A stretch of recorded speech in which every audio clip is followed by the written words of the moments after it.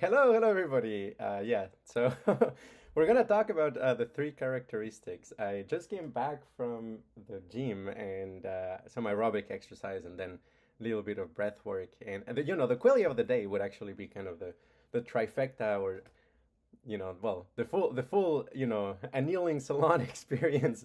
It's kind of like a workout followed by breath work, followed by meditation, and perhaps sauna and an ice bath. And why? Well, because annealing, it's a comprehensive thing. I mean, it involves the cardiovascular system, probably the field, and the nervous system, and going through stages, having different levels of organization talk to each other at a time. It's kind of like a set talking to their subsets, and also having a chance to talk to their supersets, and then also learning from their neighbors that are the same level of organization. So your some exercises are getting some of your muscles to talk to each other, and they're kind of like pals. They're kind of like at the same level of organization, and they can learn from each other's patterns without necessarily having to understand how the whole system works, right? A part doesn't necessarily need to know how the whole system works. Um, and those three systems, together, they need to kind of like sync up with each other. Something I've been thinking quite a bit about is that quite a bit of kind of like what meditation type annealing is doing in the very long term is syncing up electrical resonant modes together with mechanical resonant modes, and having them be in a harmonious relationship. In other words, it's a kind of like meta sync up between two types of waves within the same medium. Okay, so um, all of that is to say, we are a being made of a lot of different parts that are in constant flux, and they are talking to each other, and talking across the hierarchy, and trying to minimize their own free energy. And a crazy thing is that when it comes to consciousness, it also has kind of this like crazy property that it can be sort of like the superposition of many ways of partitioning the same system.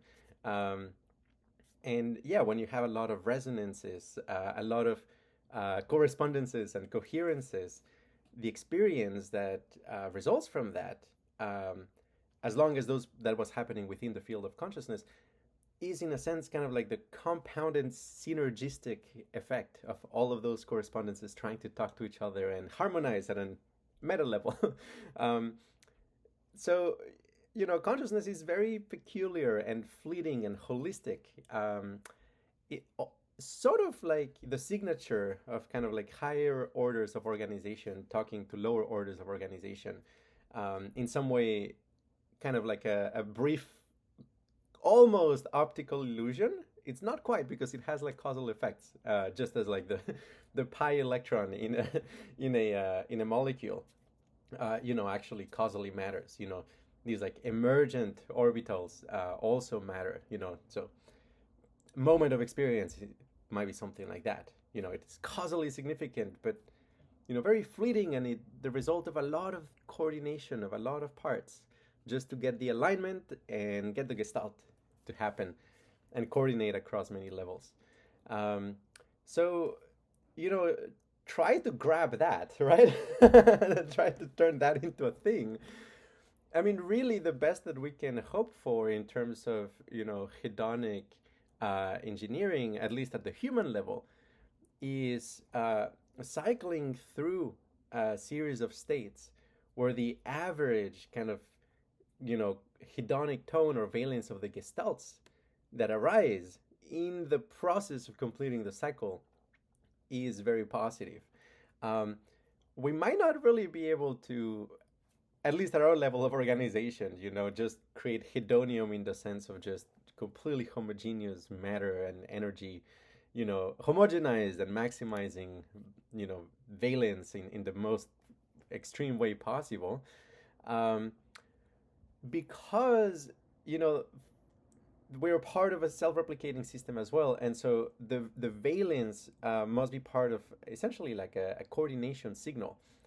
And if you deviate too much from valence as like an inherent good versus valence as kind of like the signal, and the organism separates them too much, there can be some, yeah, kind of like metasystemic coordination issues that arise. Replicators, like emerging at different levels of organization, and so on. So as long as we are embedded in replicators, kind of like these moments of experience, and we want to harmonize with them, um, yeah, I mean, like the high valence states of consciousness that we should pursue are those that are synergistic with essentially the continuation of the human, which is in some sense a mirage. I mean, it does require some like moments of high orders of organization, but as a whole, it's, yeah, something like an airport, as I talked about in the latest Qualia computing post, the complex plot of the nested plots. Okay, so you know what I just described kind of like paints a picture of like the sort of thing that we are, right? These like fleeting moments of coordination that, depending on their symmetry, feel good or bad. Um, However, kind of like the program that we are born with, and that we are trained culturally to reinforce, um, has some bugs actually in how it is that we treat our experience, um, to a large extent for social coordination. So no, again, like this is a very complex thing, and and I wouldn't dismantle that program, across the board without checking the consequences, because Chesterton's fence and so on. But broadly speaking, um, our kind of like typical, yeah, way of self-organizing, tends to reify things and interpret them as more long-lasting than they really are. That is number one. um, Orient itself towards those things, desirable states and desirable configurations, um, as if they were, you know, permanent in some way.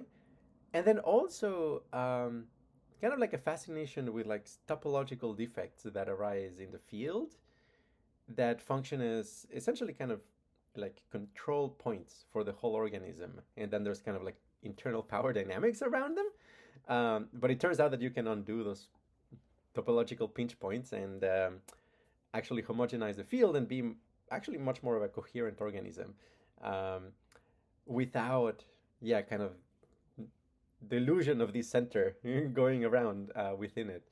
Um, so, the three characteristics classically are this idea that there is no self, things are dissatisfactory, and things are impermanent. And that is just like the nature of reality. And what I want to clarify right now is that I am right now not giving you meditation instructions. I am speculating on how the meditation instructions work, in order to effect transformations inside you. Um, and one of the reasons why it's so difficult to talk about, the three characteristics is that, there is a complex social dynamic where, people are trying to make sense of it, almost kind of like a koan. And then there's like teachers who are very strict about like, no, these are instructions. This is how you do it. You approach your meditation in this way. Um, and so speculating about it can be either, misunderstood as like claiming that you have attained some level of understanding or, meditative attainment, or that you're in some sense like interfering with the teachings that somebody else has provided. So, leave that aside and realize like, no, I'm just a, consciousness, self-experimenter and, researcher here. Um, and I'm speculating about this, right? I'm speculating about what is going on. And so like meditation instructions, about the three characteristics are usually things like, like notice the fleeting nature of sensations. Noting how they vanish as soon as they appear. Like that would be for, noticing, and realizing impermanence, right? Or notice how there's no perceiver, how no sensation can perceive any other sensation. Or, notice how, the sense of satisfaction just doesn't last. It disappears. Okay, so those are instructions. They're actually, pointing to internal moves and operations to do within your field.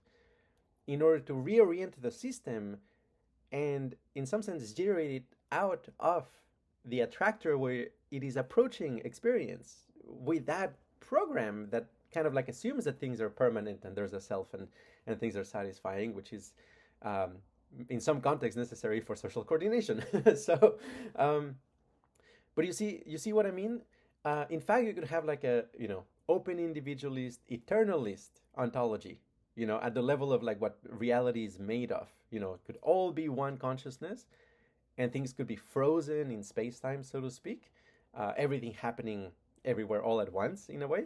Um, and still, meditating on the three characteristics could be helpful, right? You're affecting future experiences by interpreting your current experience in a certain particular way. In other words, it's very important to not confuse the recipe versus the review of the state. The recipe here is things such as, yeah, like interpret reality as impermanent or notice its vanishings. That's something that you're doing. The review is, well, if you do that for a very long time in the right setting, at a high enough dose, in the right context, and with the right support, um, things don't stick as much into your field of experience. They just slide out and disappear and vanish as soon as you notice them, as opposed to lingering them or causing these higher order resonances and kind of like stuck patterns or drag.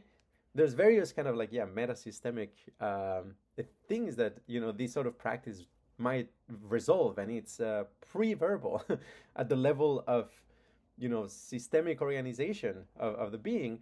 um, and that gets in the way of discussions about ontology, where you're talking about what is reality made of fundamentally, um, which I think it's a very, very important topic, and fascinating and legitimate.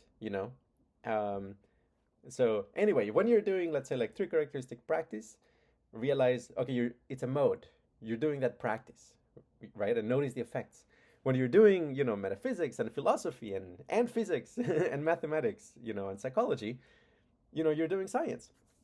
um, and perhaps you can study how the recipes in these practices affect your consciousness using these very rational frameworks. That's totally fine.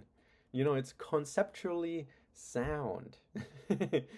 And so there's no problem. And in general, um, the sense of there being something unsolvable, yeah, kind of resolves with a little bit of patience, letting the traffic jam undo itself. Um, all right, with that, thank you, everybody. Enjoy the three characteristics of existence. Don't meditate too much on it without the right support. I should mention that, because it's, yeah, heavy duty stuff. But yeah, other than that, anneal often, anneal well, and infinite bliss, everybody. Take care.